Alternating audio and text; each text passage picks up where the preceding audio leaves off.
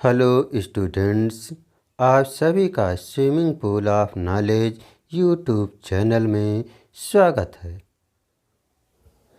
प्रश्न नंबर 3 है, दिए गए गद्यांश पर आधारित निम्नलिखित प्रश्नों का उत्तर दीजिए। यहाँ पर 2 गद्य खंड दिए गए हैं, उनमें से एक गद्य खंड को पढ़ करके उसी में से दिए गए प्रश्नों के उत्तर देना है।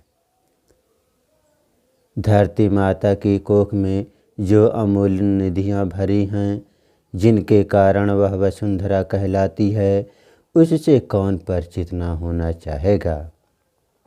लाखों करोड़ों वर्षों से अनेक प्रकार की धातुओं को पृथ्वी के गर्भ में पोषण मिला है।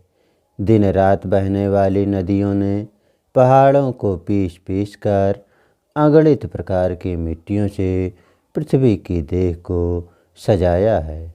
हमारे भावी आर्थिक अभ्युदय के लिए इन सब की जांच पड़ताल आवश्यक है। यहाँ पर हम प्रश्न को पढ़ रहे हैं, इसका उत्तर हम आगे लिखित रूप में देंगे। पहला है, उपर्युक्त गद्यांश का संदर्भ लिखिए। दूसरा, धरती वसुंधरा क्यों कहलाती है।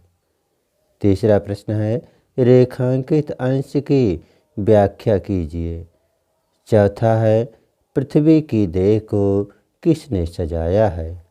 पांचवा है, भावी आर्थिक अभ्युदय हेतु हमें क्या करना चाहिए। प्रश्नोत्तर नंबर 3 है, पहला संदर्भ, प्रस्तुत गद्यांश राष्ट्र का स्वरूप नामक पाठ से उद्धृत है। इसके लेखक वासुदेव शरण अग्रवाल हैं। दूसरा है, धरती माँ को वसुंधरा इसलिए कहा है क्योंकि वह अपने गर्भ में अमूल्य निधियाँ धारण करने वाली है। तीसरा है, रेखांकित अंश की व्याख्या। धरती माँ के गर्भ में असीम मात्रा में मूल्यवान खजाना भरा हुआ है, इस कारण ही इसे वसुंधरा कहते हैं।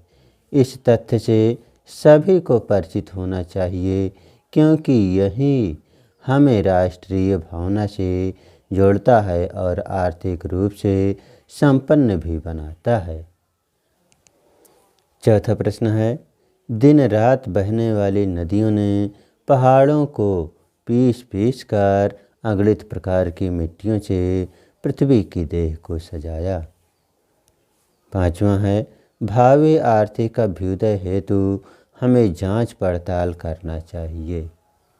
अथवा करके प्रश्न है, यहाँ पर ध्यान देना है कि उपर्युक्त में सिर्फ एक ही गद्य खंड करना है, चाहे हम ऊपर वाले गद्य खंड के प्रश्नों का उत्तर दें या इस प्रश्न खंड के प्रश्नों का उत्तर दें। यहाँ पर हम दोनों गद्य खंडों के प्रश्नों का उत्तर दे रहे हैं। अशोक का फूल उसी मस्ती में हंस रहा है, पुराने चित्र से इसे देखने वाला उदास होता है। वह अपने को पंडित समझता है, पंडिताई भी एक बोझ है, जितनी ही भारी होती है उतनी ही तेजी से डूबती है।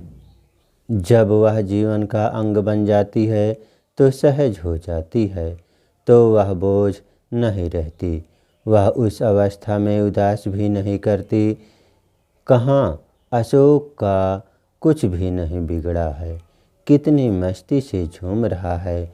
कालिदास इसका रस ले सकते थे अपने ढंग से, मैं भी ले सकता हूँ अपने ढंग से। उदास होना बेकार है। यहाँ पर हम प्रश्नों का उत्तर पढ़ रहे हैं, इसका उत्तर हम आगे लिखित रूप में देंगे। पहला प्रश्न है, उपर्युक्त गद्यांश का संदर्भ लिखिए। दूसरा है, रेखांकित अंश की व्याख्या कीजिए।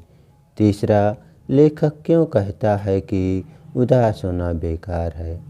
चौथा, गद्य का भाव स्पष्ट कीजिए। पांचवा, गद्यांश की भाषा शैली की विशेषता लिखिए। प्रश्नोत्तर नंबर 3 है, पहला संदर्भ, प्रस्तुत गद्यांश आचार्य हजारी प्रसाद द्विवेदी द्वारा लिखित अशोक के फूल नामक निबंध से उद्धृत है। दूसरा है रेखांकित अंश की व्याख्या। लेखक पंडिताई को एक बोझ मानता है क्योंकि वह जीवन की समस्याओं को सुलझाने में सहायता करने की अपेक्षा एक उलझन पैदा करती है।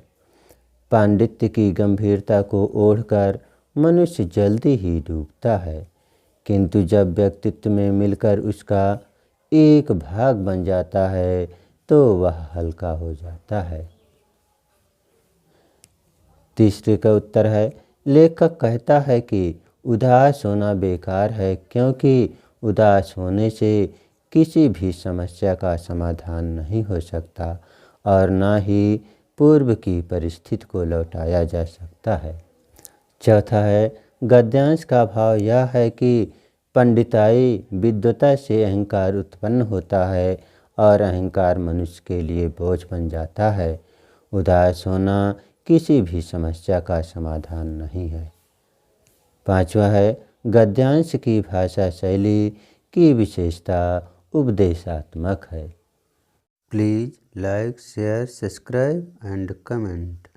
Thank you for watching.